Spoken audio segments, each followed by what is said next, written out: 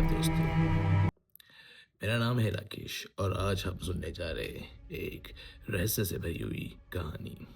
किरदार आर्यन एक खोजी पत्रकार, राघव एक रहस्यमय बूढ़ा व्यक्ति। तो चलिए शुरू करती है आज की ये कहानी। रात के 2 बज रहे थे। मसूरी की पहाड़ियों के कोहरे की घनी चादर लिपटी हुई थी। आर्यन अपनी कार रोककर उस पुरानी हवेली के सामने खड़ा था, जिसके बारे में शहर में कई अफवाहें फैली थी।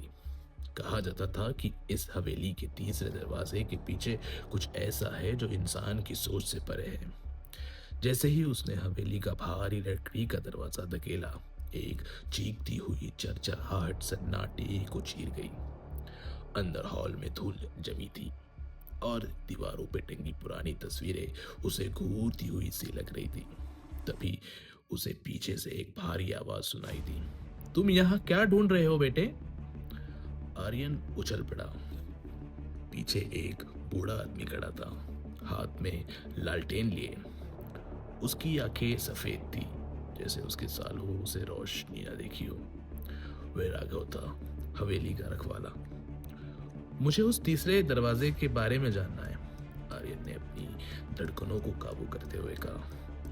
राघव ने एक फीकी मुस्कान दी और सीढ़ियों की तरफ इशारा किया। ऊपर जाओ, गलियारे के अंत में, लेकिन याद रखना कुछ दरवाजे बंद ही अच्छे लगते हैं। आर्यन ऊपर पहुंचा।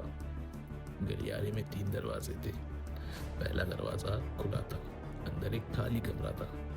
दूसरा दरवाजा बंद था, पर उसमें एक पुराने इत्र की खुशबू आ रही थी। अब वो तीसरे दरवाजे के सामने था। उस पर लोहे की भारी जंजीरें बंधी थी और एक अजीब सी थरथराहट महसूस हो रही थी। आर्यन ने हिम्मत जुटाई और जैसे ही जंजीर को छुआ, उसे अंदर से किसी के रोने की आवाज आई।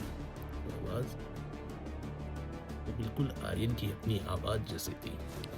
घबराहट में उसका धक्का देकर दरवाजा खोल दिया। कमरे के अंदर कोई राक्षस नहीं था, कोई भूत नहीं था।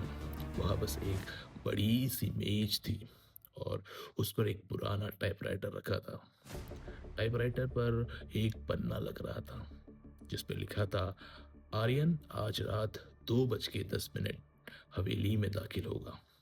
वह तीसरा दरवाजा खोलेगा और उसे पता चलेगा कि जिसे वह रखवाला समझ रहा है, वह असल में।